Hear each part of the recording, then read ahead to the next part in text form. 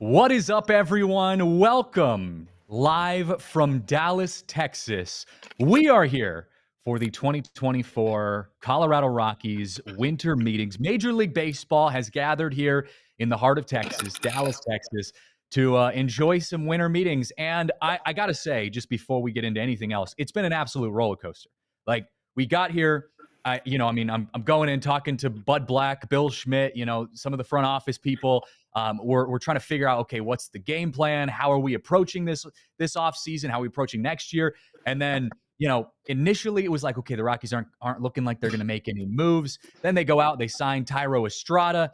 You feel like, okay, the Rockies made a move, maybe a little bit of a surprise, maybe not, depending on, where we were expecting to go. And then you go into the draft lottery expecting like, hey, we're gonna have a chance to get, end on a positive note, get something pretty good coming out of winter meetings. And to be completely honest with you, the Rockies get the fourth pick, and you feel a little bummed. I know that Rockies fans are feeling a little upset right now with this, and I gotta say I share in your sentiment there, because we talked to some of the front office for the Rockies, and of course they're going to sit there and they're going to say, yeah, we're happy. We're good. It's the fourth pick. Everything's still good. But the reality of the situation is the Rockies had the best possible chance that they're ever going to have to get the first pick in the 2025 draft. A pick that they've never had as an franchise, never had a number one pick. And you ended up getting the fourth pick. So yes, we'll have a moment one day where we say, all right, the fourth pick is going to be good. We'll still get a good player. But right now, I got to say I feel a little down on that. So we're going to get into all of that here as this show gets going. We're going to talk initially about the draft lottery. We'll dive into, what the Thairo Estrada deal looks like. I'll share some of the conversations I had with Bud Black, Bill Schmidt, and some of the other reporters around the area. We'll talk a little bit about, the Roki Sasaki sweepstakes, some surprising quotes that I've gotten from Bill Schmidt about that specifically, and also what I think the reality of the situation is. Talk a little Chris Bryant, and beyond. We'll just go over everything that we've had, discussed here over the last few days. But like I said, draft lottery, reactions to that initially. And if you guys have any reactions as well, drop a comment in the Toyota chat. I'm reacting with you guys because it all kicked off today. And we all walked into this huge ballroom that was the biggest ballroom I've ever seen in my entire life. Looked like a hangar for an airplane. Like literally felt like I could have flown an airplane in there. We get in there, and again, the buzz was feeling pretty good. We felt like things were going our way. And there was like a 50% chance that the Rockies were going to be in a top 2 pick, at least like an 80% chance that the Rockies would be in the top 5. And the Rockies walked away with a 4th overall pick. Now, I spoke to Mark Gustafson after all of that was said and done, because we were initially going to be talking to Bill Schmidt, but after it was announced that we got the 4th pick, they kind of shifted into saying, we'll talk to Mark instead, because, he'll have some updates. And so he's the senior director of scouting operations. And he said right off the bat, quote, there's going to be a good player. And he went on from there to say, some positive things. Again, everything we expected from this situation, from him at least. The Rockies front office isn't going to sit there and say, yeah, we're super upset and we're really down on this. Like, no, of course they're going to react as positively as they can. But from where I was sitting when I watched the draft card pull up and say, the Colorado Rockies will get the 4th pick, there was an audible gasp that came from behind me where the Rockies front office and members were sitting at a table. Like it was definitely a disappointment. And I think given how frustrating this offseason has been for the Rockies, there was this idea that, we're going to get handed a top 2 pick, and that's going to kind of save the vibes this offseason. And the reality is that just didn't happen. And we're going to have a lot more time to discuss who specifically the Rockies will end up attacking at that 4th pick. We've got a long time before we get into the 2025 draft, so I'm not going to dive too far down that rabbit hole. But what I will say is that Chase Dollander, if you remember back when we drafted Chase Dollander, hopefully the future of the Colorado Rockies pitching organization, he was initially, when the draft lottery was happening or when the draft, announcements were being made, he was initially slated to go either 1 or 2. That was where he was at. It was between him and Paul Skeens, if you remember correctly that year. And then after he got into the season, his slider started having some issues. He ended up falling to the 9 and 10 spot where the Rockies ended up picking him up. So, everyone's so locked in on Ethan Holiday, and for good reason. But I will pump the brakes just a little bit and remind us that, things can change before the 2025 draft actually happens. And also, if we're going to change sports here, if you remember, not too long ago for another Colorado team, the Colorado Avalanche, they picked up a pretty good 4th draft pick not too long ago in Cale Makar. Cale Makar was the 4th pick for the Colorado Avalanche. And it got me thinking a little bit about, who in all of the Colorado sports teams, the Denver-based sports teams here in Colorado, have we ever had a number 1 pick? I think it was just McKinnon with the Avs. If I can remember correctly, I think the Avs are the only Colorado-based sports team or Denver-based sports team here in Colorado that have gotten a number 1 pick. We've had number 2 picks, number 3 picks across all the different teams. The Broncos have traded or brought in, number 1 draft picks, but those have always been coming from other teams. The Broncos have never drafted a number 1 overall guy. So the Rockies and the Denver-based sports teams continue their drought of not having a number 1 pick aside from Nathan McKinnon. Big surprise from the draft lottery. The Mariners had a 0.5 chance of getting a top 5 draft pick. They go at number 3. So the Mariners get a little bit of love, after a tough season they had last year. But the Marlins, they were tied with the Rockies for the top pick, or the best odds to get the top pick, and they ended up getting the 7 pick. They had, I think it was less than a 5% chance of getting a 7 or below pick, and they got the 7 pick. So let's lick our wounds here and remember that, it could be worse. I know it feels pretty rough, but it could definitely be worse. At least we're not the Marlins. But there was a lot of other things that were happening around that. And, when we were talking about possible draft picks in our meetings with Bill Schmidt and Bud Black, it came up, okay, long way away. 2025 draft is a long way away. But who do we have our sights set on? If we could talk about it right now. And of course, Bill and Bud both kind of shrugged off the question a little bit. Oh, we're far out from that. It's not like we're making those decisions right now. Bud did go on MLB Network and say, we're really excited about some of these top 5 draft picks, and they are going to have a top 5 draft pick. But I think myself included, but the other Rockies media members, we were all kind of fishing for a quote on Ethan Holiday if the Rockies were going to pursue Ethan Holiday as someone that they would be, going after if they could get that top 1 or maybe 2 pick, depending on where he went. And actually what Bill ended up saying was that their goal is to pursue pitchers, which was good. I mean, that's good to hear. But I think if you look back at what happened last year, the Rockies signed, Charlie Condon. I think that kind of came as a little bit of a surprise because it was like, okay, well, we all feel like the Rockies need more pitching than they do hitting. And then last year's offense, at the big league level showed that, oh, well, maybe we do need some hitting. Maybe we do need guys that can swing the bats no matter where they play. And I'd gotten into some conversations on Twitter this morning with, some guys who were commenting back and forth about, why would the Rockies even want to sign Ethan Holiday? He's a shortstop. We don't need shortstops. We've got our shortstop for the next 8 years.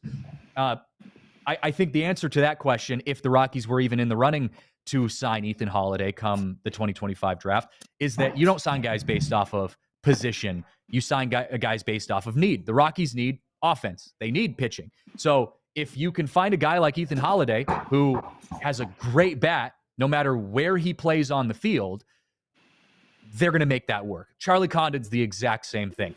Charlie Condon wasn't drafted because the Rockies need a third baseman, although they might by the time Condon's ready. They drafted him because they need a guy who can hit.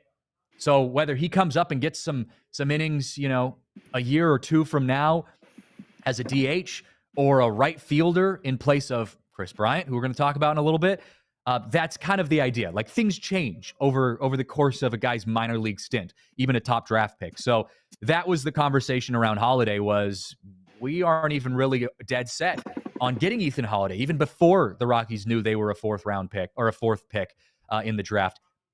They're focused on getting pitchers. So I had kind of, tagged a list of some pitchers and guys that they could go after. But again, I'm not really going to focus too much on that here as we go through that. It's not something I'm too worried about right now, just because there's other pressing matters. Like, what are the Rockies going to do in the infield this year?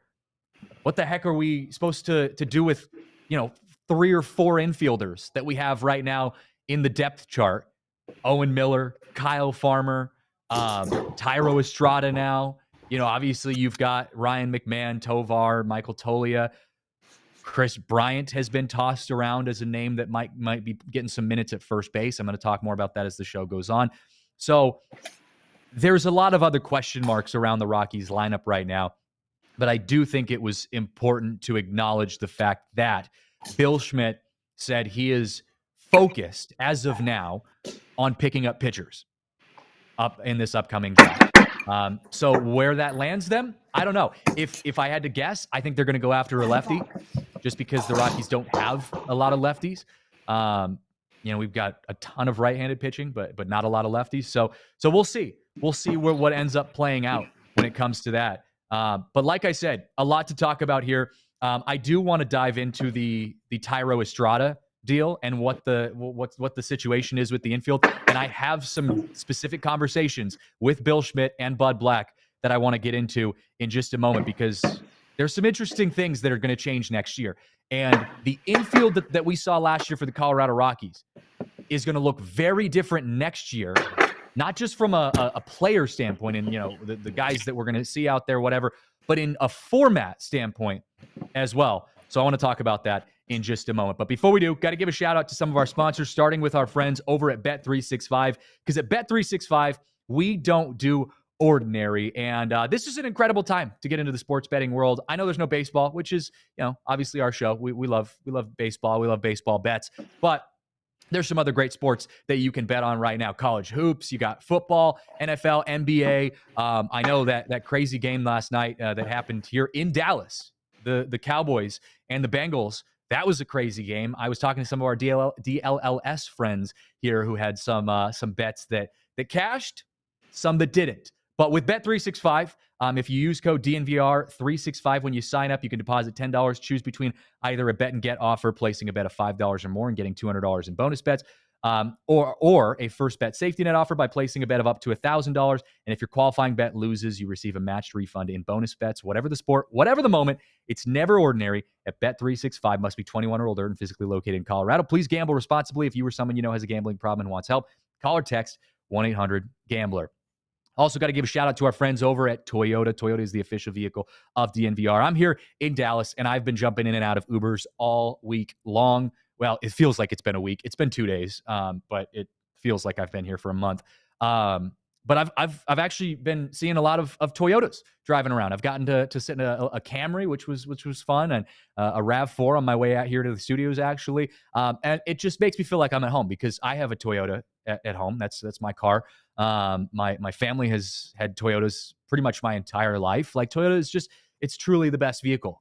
There's so many different choices, so many different cars. So there's a reason Toyota has such a great reputation, and not only with us, with the Rockies. I know they're a sponsor with the Rockies.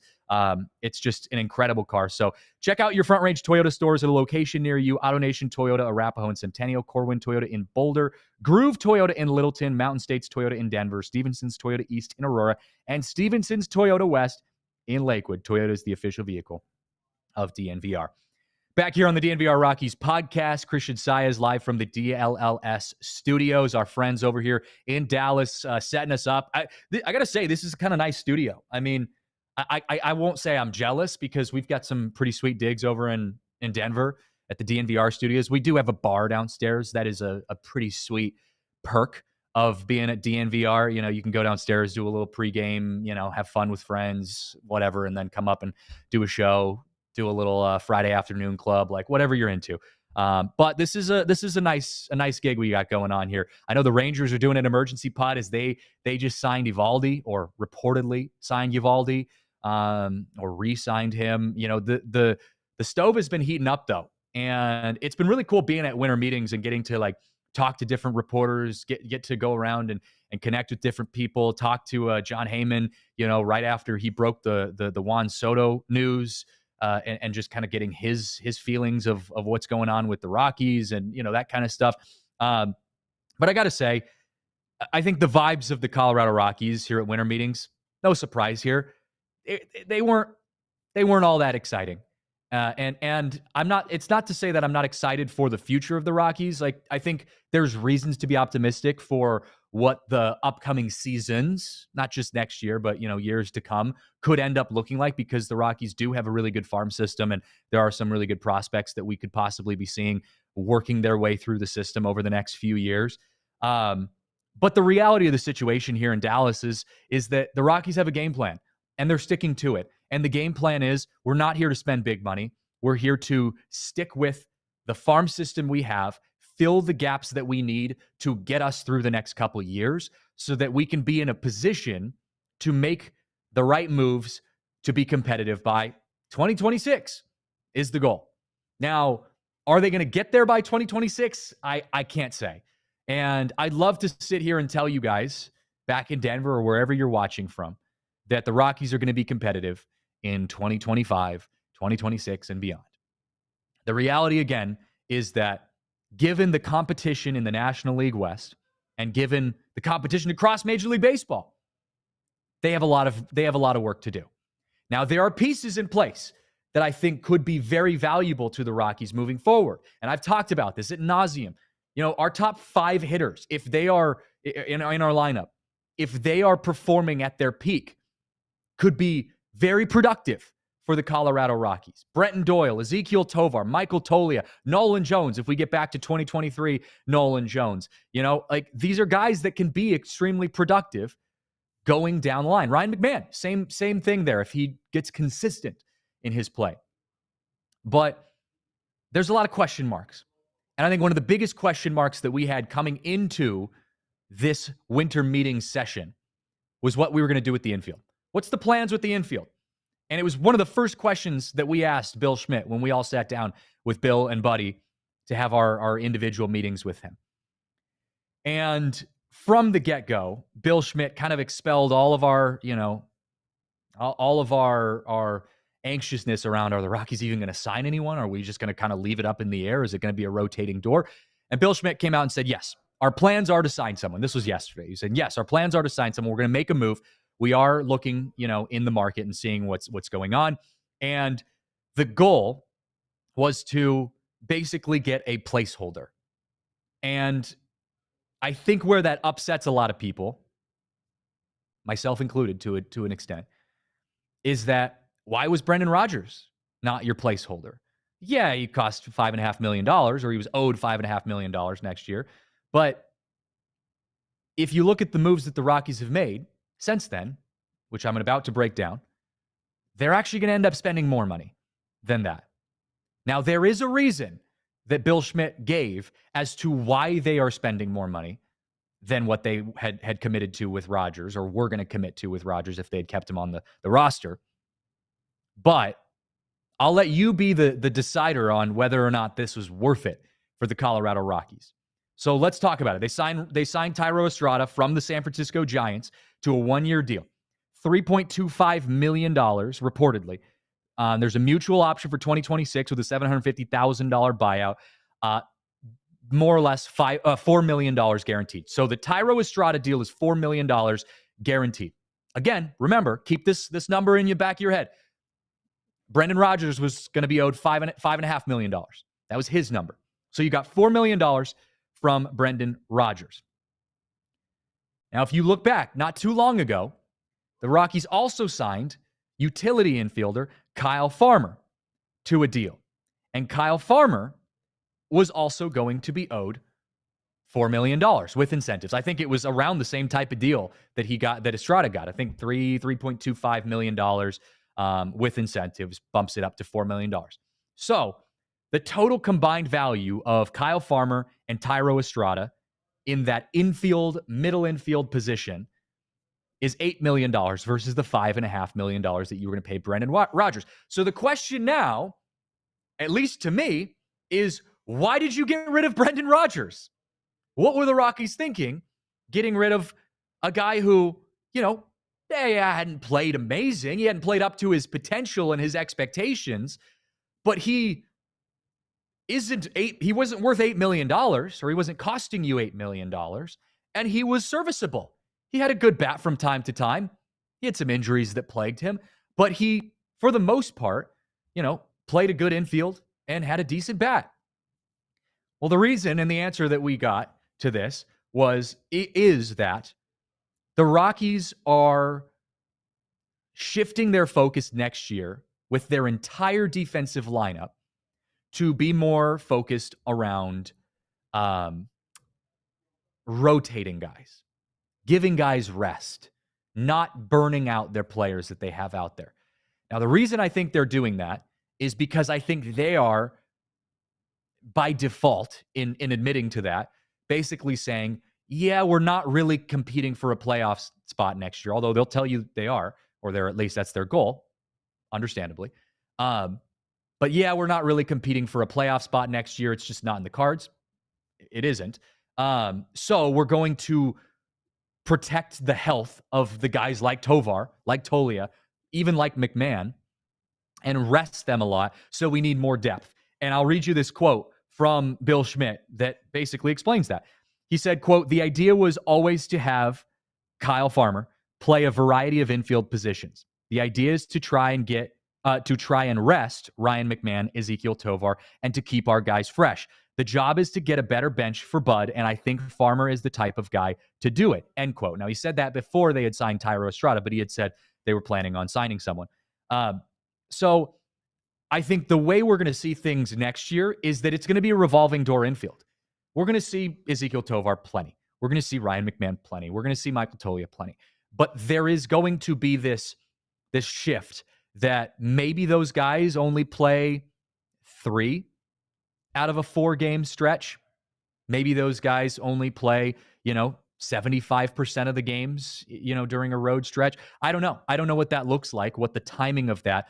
But if you go back to last year and the end of last season for the Colorado Rockies, we asked Bud Black about how the playing time might change for Ryan McMahon if he continued to struggle next year.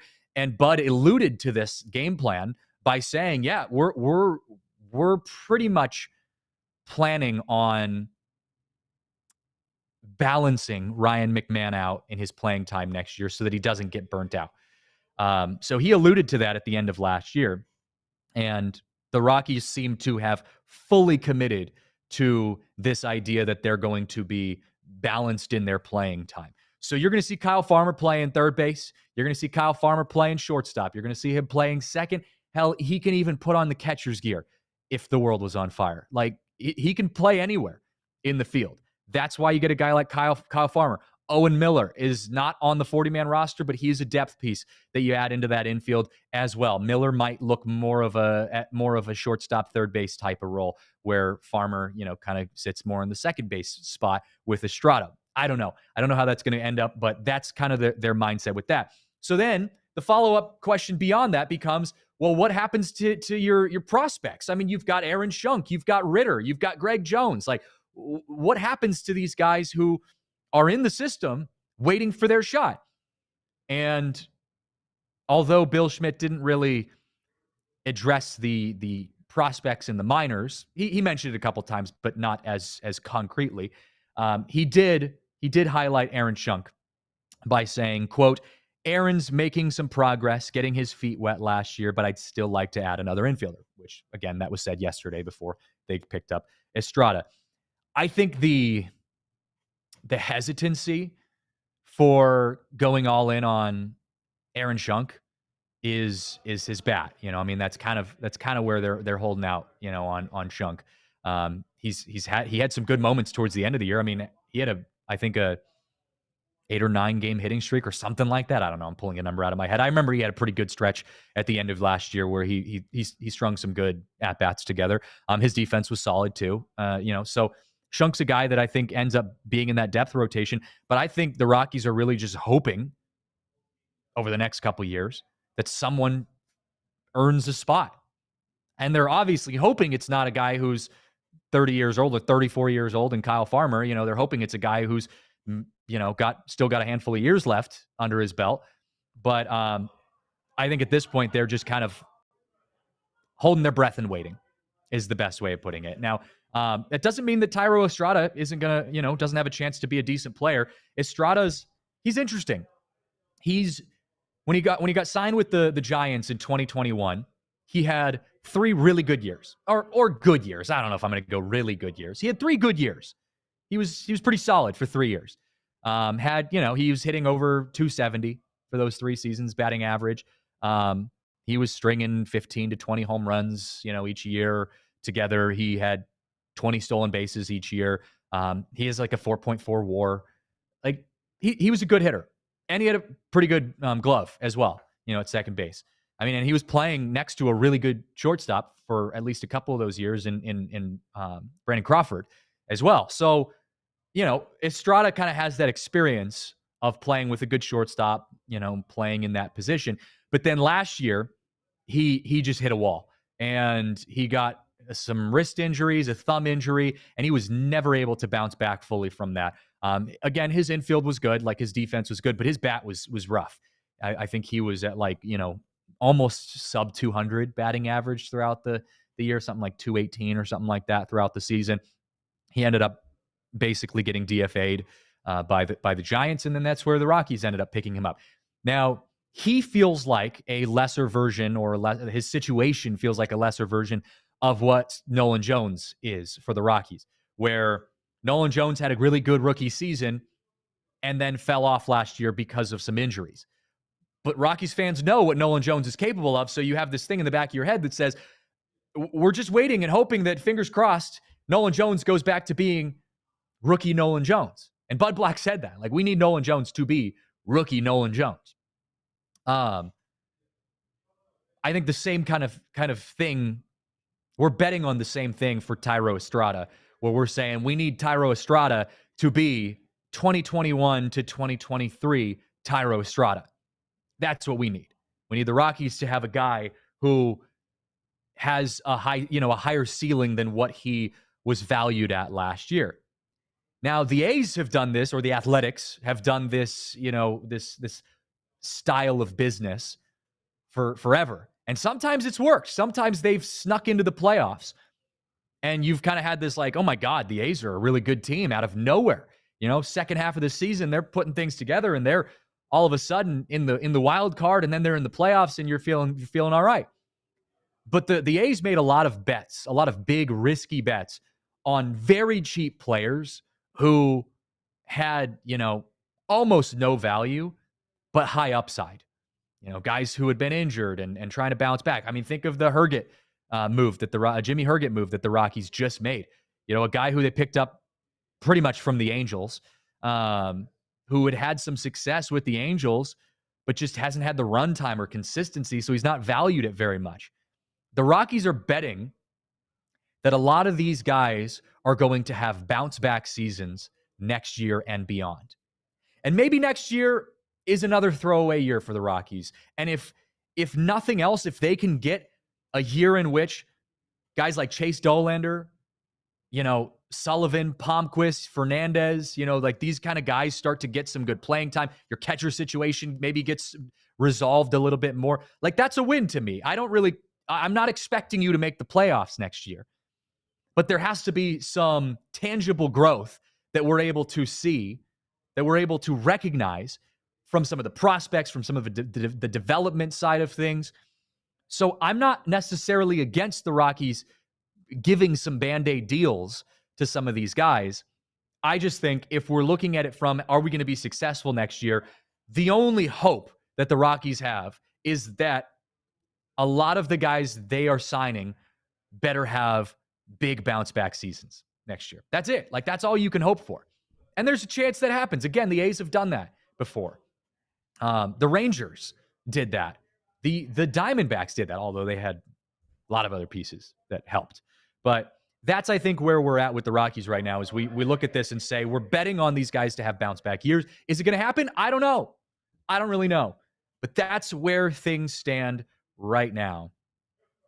And I think if there was one piece, one guy, one player that could turn the tide of everything I'm talking about, that could change the dynamic of the Rockies season, of their franchise, of their tenure, one guy that could change the vibes in Colorado for this offseason for the Rockies, it's Sasaki. Now, are the Rockies going to sign Sasaki? Do they even have a chance? Well, there's some interesting things I think we should at least throw out there for you to decide for yourself. So after the break, we're going to talk about that. We're going to talk about the Roki Sasaki sweepstakes. But before we do, got to give a shout out to our friends over at Coors Light, because Coors Light is my personal favorite light beer.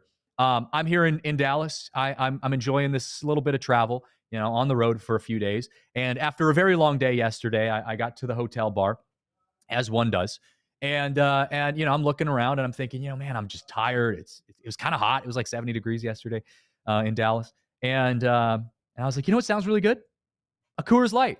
Like, just after a long day, I'm sitting there at the bar, and we've got some other baseball people sitting next to me, and I was able to jump on the Coors Light train, and it was the most refreshing, relaxing thing ever. A perfect little light beer for me to enjoy before I called it a night after a long day of trudging through some Rockies news. We got through it. We made it. And there was nothing better than a nice, cold, refreshing Coors Light to enjoy the end of my day. So no matter no matter where you are, what time it is, make the most out of the times you choose to chill. Choose Coors Light. Get Coors Light delivered straight to your door with Instant Cart by going to CoorsLight.com/DNVR. Please celebrate responsibly. Coors Brewing Company in Golden, Colorado. Well, we also got to give a shout out to our friends over at HelloFresh, my personal favorite place to go for your home meal kits. And I know there's a lot of other options out there when it comes to meal kits. It kind of became the big trend, over the last few years or so. But I say this whether they were our sponsor or not. I have been a HelloFresh customer for years, since before 2020, since before all the COVID, shutdown, all of that kind of stuff. I have been a HelloFresh customer since then, because HelloFresh is one of a kind. Not only do they have incredible food for a good deal, but it's food that's enjoyable, it's fresh, you can cook it. And I know that sometimes, that feels intimidating. People, some people don't like cooking as much. Some people are like, that's kind of stressful. Well, they've got really good recipes that are broken down, super easy to understand. Each meal comes with its own little, meal kit. All of the ingredients are separated individually, which I love as well, because I don't have to go to the grocery store and buy, an entire container of this specific type of spice that is going to sit in my cupboard for months without me using it again after I make that one meal. Like, no, they send you everything prepackaged, ready to go, so that if you need only 2 tablespoons of this specific spice, they send you 2 tablespoons of that specific spice. You don't waste anything. Everything's used right there. They make it super easy for you. And because you cook it yourself in 30 minutes or less, I mean, these meals take, 15 to 30 minutes max to make. It tastes so much better. They're fresh. They're really great. So you got to check out HelloFresh. They have some incredible deals, some incredible meals, and especially this holiday season, they've got some really good deals as well. So get 10 free meals at HelloFresh.com/free Rockies, applied across 7 boxes, new subscribers only, and it varies by plan, but that's 10 free meals, 10 free HelloFresh meals, just by going to HelloFresh.com/free Rockies. They are America's #1 meal kit. All right, back here on the DNVR Rockies podcast, Christian Saez live from Dallas, and a lot to talk about. And one of the biggest names, aside from Juan Soto, Max Fried, some of the other free agents who have been, passed around over the last few days, Roki Sasaki got posted, and his name is officially posted. He is eligible to sign now until sometime in mid-January, which is realistically when we're going to see any signing from Sasaki. We were talking to Joel Wolf, his agent, and he basically had said, we're not going to make a decision until mid-January. So we've got some time. And before I go any further, I want to dispel this whole idea of, the Rockies have no chance. The Rockies have a chance for some very specific reasons, and some specific conversations I've had have given me the idea that the Rockies have a very, very low, but a chance nonetheless.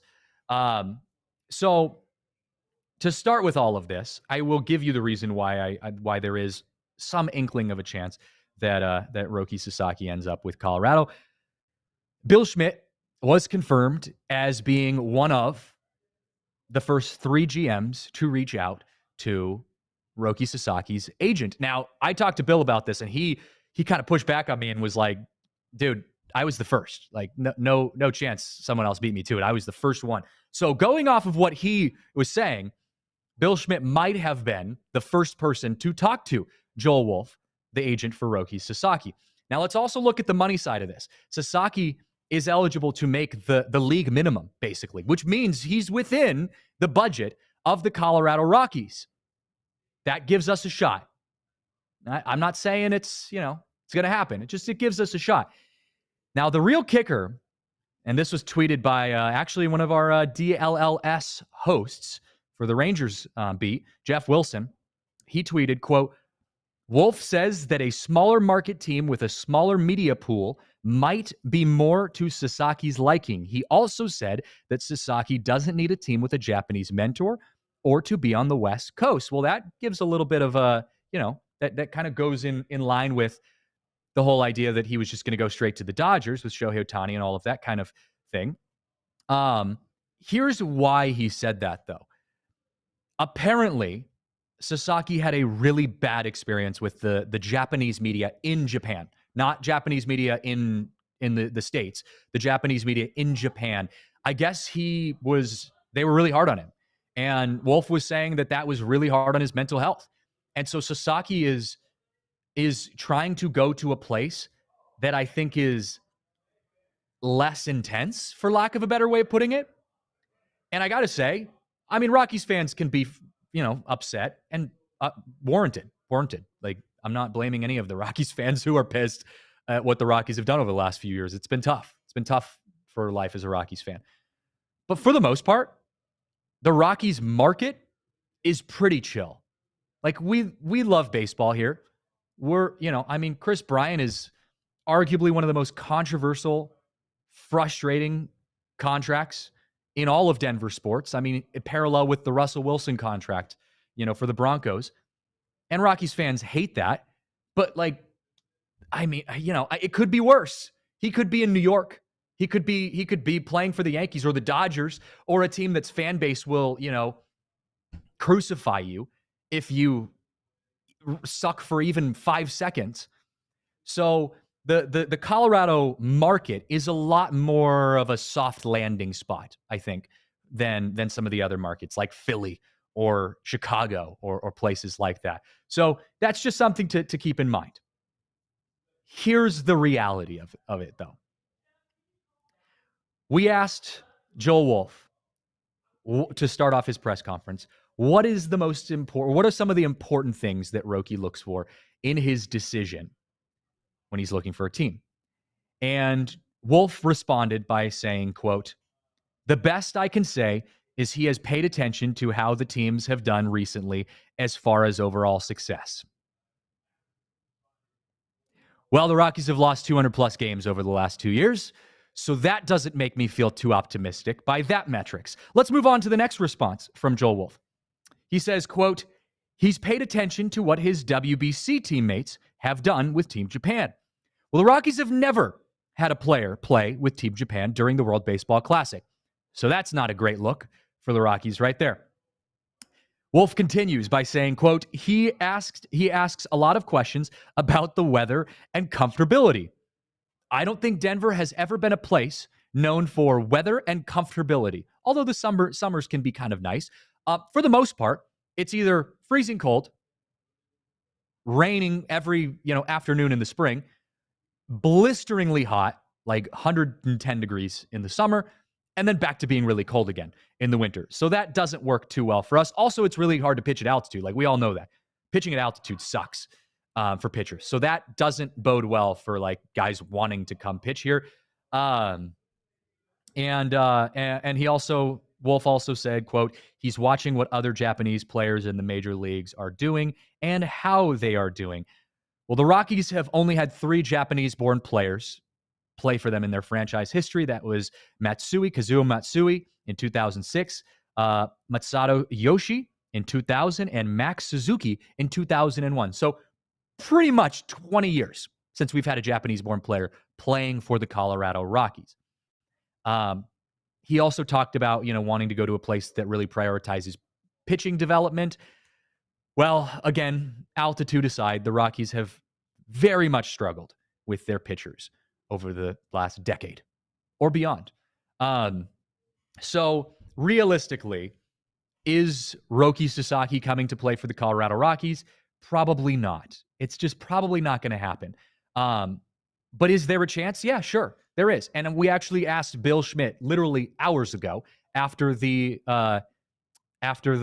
draft lottery, just kind of as a follow-up, and he confirmed, yes, I am going to push for the Roki Sasaki, deal. Like, we're going to inquire. Are they going to go all out? Are they going to, bet the house on him? I don't know. Maybe they're a little shell-shocked from the Chris Bryant situation. Again, you're not going to be paying him as much money, so I'm not as worried about the financials of it.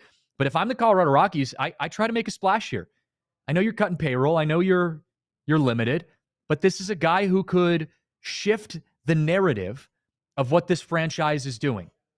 I mean, look at what the A's did. And there are a lot of issues with this deal, but the A's signed, what was it, Severino, to a deal for $67 million.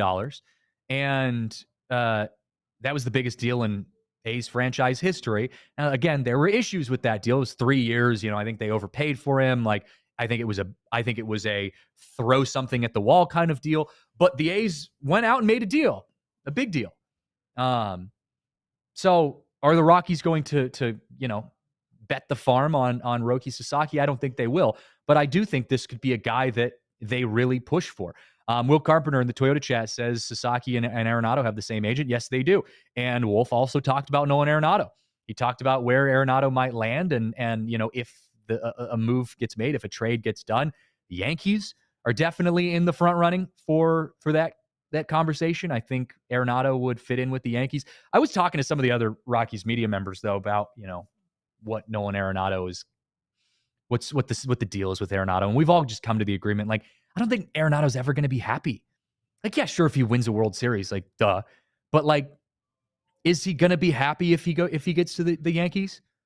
Or are they just going to be hard on him, in different ways? Is he going to be happy if he lands with the Dodgers? I mean, he'll say he is. Arenado just feels like a troubled soul to me, and it sucks the way things ended with us, obviously, with the Rockies. And, people always ask, oh, did we win the trade, or did they, he hasn't won a World Series. The Cardinals won the trade. The Cardinals got $50 million. He made it to a postseason with the Cardinals. They won the trade. Let's be realistic about that. But I just don't know if Arenado's ever really going to be happy. I will say, I think it was cool that Arenado showed up and gave some love to Charlie Blackmon at the end of the season last year for the Rockies. That was really cool. And he was welcomed back. The Rockies teammates, they were all super cool with him. So who knows where Arenado ends up? I haven't seen anything come up yet about anything along those lines.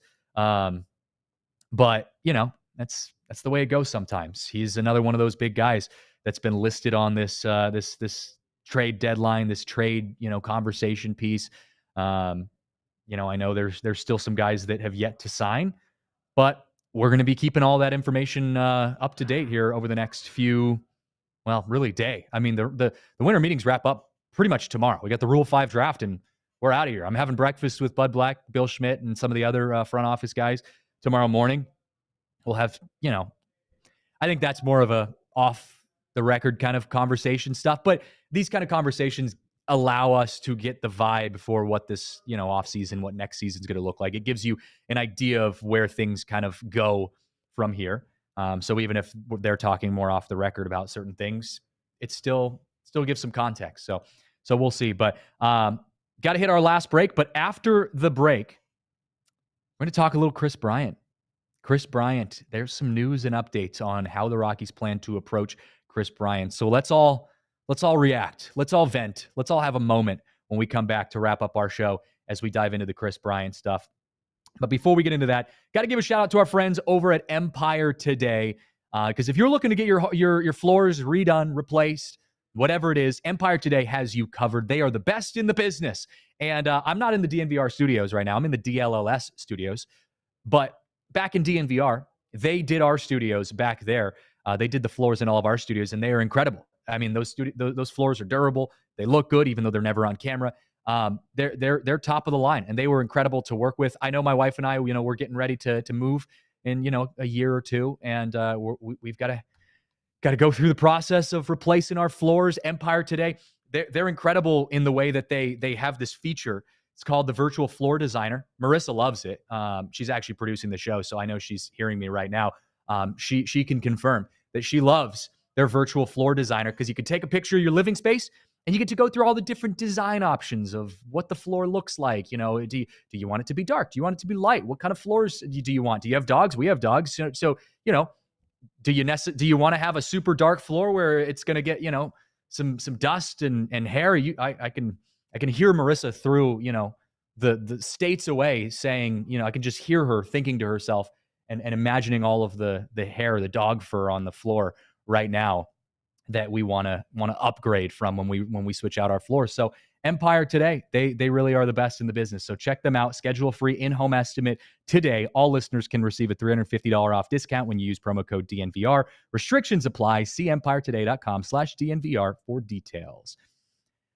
Well, I also want to plug some upcoming events because we've got some great stuff coming up here if you are a DNVR fan. The big one, December 27th, if you're a Nuggets fan, like you should be if you live in Colorado, December 27th, 5 p.m., a DNVR Nuggets suite takeover. They are taking over a suite as the Nuggets take on the Cleveland Cavaliers. And, I'm not going to be able to go to that game because I have a basketball game that I'm calling on that day. But it's one of the best events that I'm actually so bummed I'm not going to be a part of. It's so much fun getting to hang out in a suite over at Ball Arena. The Nuggets guys are great. The conversations are great. There's food, drinks. It's just such a blast. So tickets go really quickly. Make sure you check that out. DNVR Nuggets Suite Takeover versus the Cavaliers, December 27th, 5 p.m. You can head over to thednvr.com/events to get more information on that and to get your tickets before they sell out. I also want to give a plug to our Broncos tailgate coming up in just a few days, the 15th. The Broncos, they're going to the Super Bowl this year, guys. I don't know if you knew that, but the Broncos are going all the way. So don't miss out. Get a part of become a part of the Broncos tailgates. They're the best. They're the best place to be before the games. It's such a celebration. You get the pregame show, all the fun stuff. So check that out. DNVR Broncos tailgates, along with all of our events at thednvr.com/events. All right, wrapping up the DNVR Rockies podcast here live from Dallas at the Winter Meetings. And we've got a topic to talk about that I know is a sensitive subject for all of us here. It's Chris Bryant. Where does Chris Bryant fit in the Colorado Rockies lineup for 2025 and beyond? And I know a lot of Rockies fans would love for me to sit here and say he doesn't. The Rockies are going to cut him and move on, and we never have to talk about Chris Bryant again. But the reality of the situation is the Rockies bet their entire franchise right now on Chris Bryant. They spent $182 million guaranteed for 7 years for a guy who has not performed. Injuries and beyond. He just hasn't been there for them. And I get it. There's a human element to this. I know, he says that he's trying and he's rehabbing, and I understand all of that. And, I wish him the best as a person. But the business side of this, as a Rockies fan, as a Rockies analyst, is that Chris Bryant has not performed for the Colorado Rockies based on the money he is owed. Even if he wasn't owed $182 million, he's not performing. He's not reliable. He's not sustainable. So it was a huge question mark when we came into this winter meeting session with the Colorado Rockies to say, hey, what are we going to do? What are you guys going to do with Chris Bryant? He is a big, big price tag just sitting on your roster right now. And day one, question one, Bill Schmidt got tossed that. And actually, sorry, it wasn't even Bill Schmidt. It was Bud Black. Bud Black was on MLB Network right off the bat. And they put up the graphic saying, this is what we think the Rockies need to do, in the offseason, who they need to tackle. And one of those bullet points was veteran slugger. And Bud immediately comes out and says, quote, "We're hoping that the veteran slugger is Bryant. There's a guy that we really need to bounce back," end quote. That right there says it all. The Rockies are giving Chris Bryant at least one more shot. And I think it is going to be one more shot. I think this is it. I think if Chris Bryant isn't able to have the bounce back year that the Rockies are praying that he does, they're hoping for a miracle. They're hoping that Chris Bryant is able to muster up some sort of gas that's left in his tank to fit in somewhere on the team next year. But I truly believe if he's not able to perform next year, the Rockies lick their wounds and they cut him and they move on. He's halfway through his contract. He's at a point where you can, say without having to swallow your pride too much, you can kind of, like I said, lick your wounds and say, you know what, it just didn't work out. We're going to cut him and we're going to make space on the roster for someone, young who's coming up through the system, or another veteran slugger or whatever. But the Rockies are giving him one more shot. And I'm not going to say, I get it. I get why they're doing this. Again, you just paid him too much money. Like, you can't not give him a chance. If he comes back next year and says he's healthy, which according to Bill Schmidt and Bud Black, he is. He's going to be healthy next year, for whatever version of healthy that is. I think I think you have to play him, right? Like, you have to at least try. Like, put your emotions aside. Put your anger and frustration aside. All of it's warranted. You have to at least try. You're paying him too much money not to. So, Bill Schmidt, Bud Black, talked about where he fits in the lineup. And I had asked Bud point blank, how do you utilize him?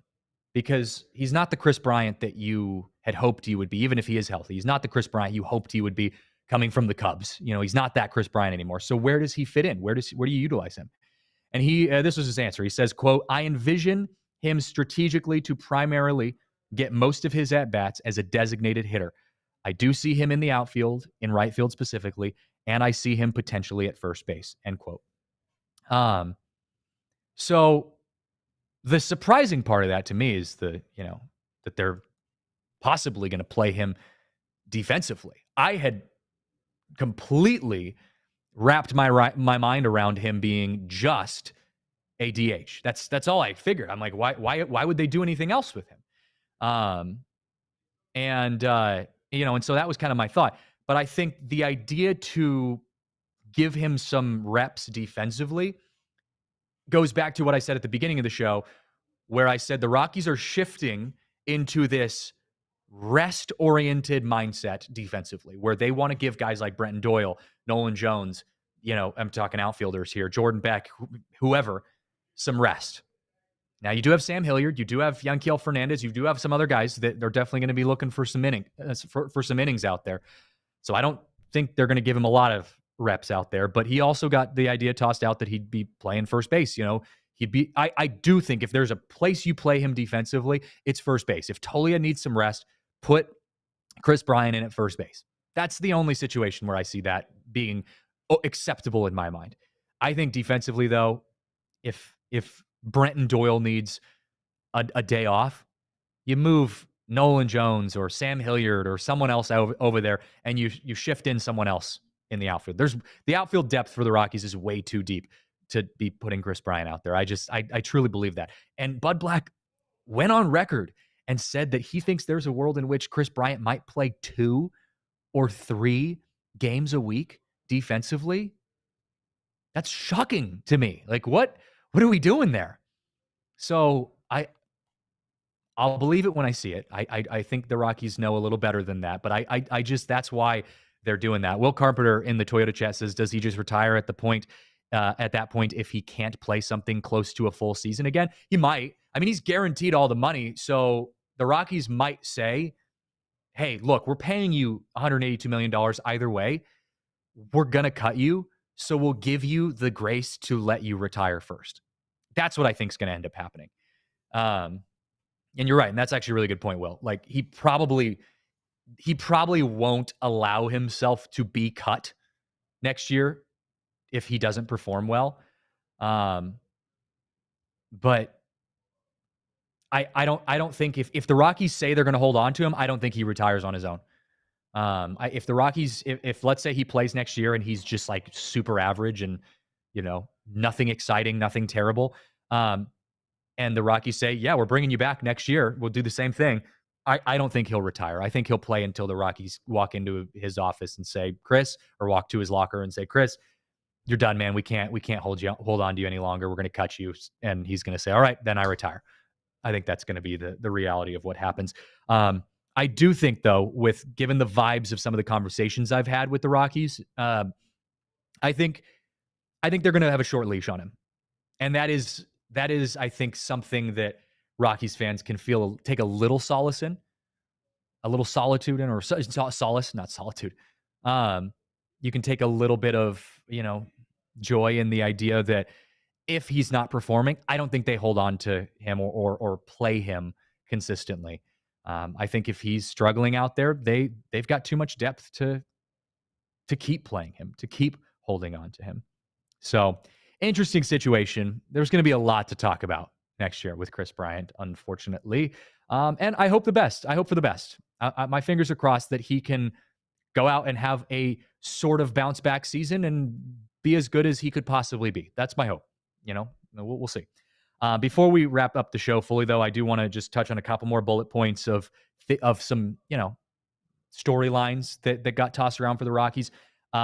Chase Dollander, it was confirmed that Dollander is going to make the big league squad next year. I could see him on the team as early as April, May.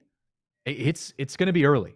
I think Dollander, but Bill Schmidt literally said on MLB Network, he's going to have a chance to earn his spot in spring training.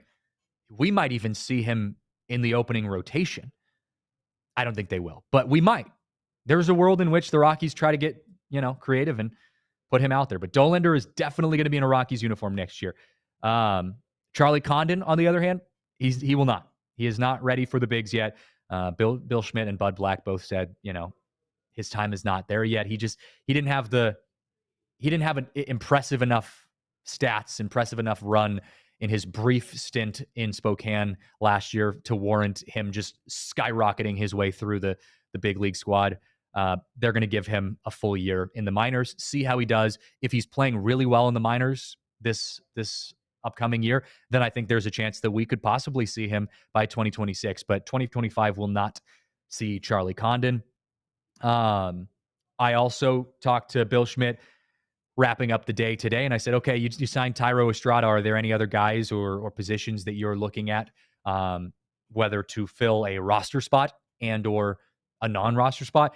And his answer to me was, yep, we're definitely looking to build some depth in our pitching staff, but it's going to be non-roster invite pitchers. So the Rockies seem like they're pretty much done making any big deals this offseason, aside from a NRI invite or two on the pitching staff. They want just some guys that can help rotate in, across the board. I'm talking like an Owen Miller type signing, but on a pitcher side, but from a pitching standpoint. So we might see something like that pop up. And then again, fingers crossed on the Roki Sasaki thing. I don't see it happening, but Bill did say he's pursuing it. And given some of the variables there, never say never. Never say never. All right, that's going to do it for us. Tomorrow we got the Rule 5 draft. The Rockies do have a full 40-man roster, so I do not see them doing anything on the Rule 5 draft. That could change, but I don't expect it to happen. I'm not waiting for anything big. I think the Rockies winter meetings have pretty much hit their peak over the last day and a half. So I will keep you guys posted. You can follow me. I did change my Twitter handle. I don't know if you guys noticed that. It's at DNVR Saez. Got to be on brand.